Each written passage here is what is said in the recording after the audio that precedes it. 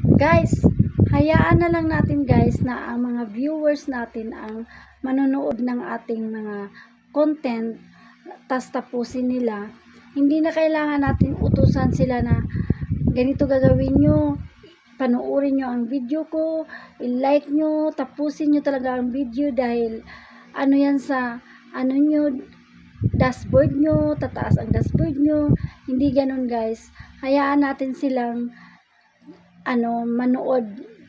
Kung gusto nilang tapusin o hindi, ay choice nila yun. O, di ba guys?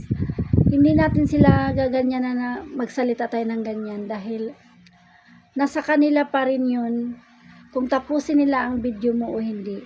At saka nasa iyo yun sa klase ng video mo kung dapat bang ma-excite ba yung tao na panoorin hanggang dulo o dapat bang tapusin talaga ang video mo. Kaya gagawa talaga tayo ng video na yung talaga yung may matutunan sila, tapos mapanood nila yun hanggang dulo.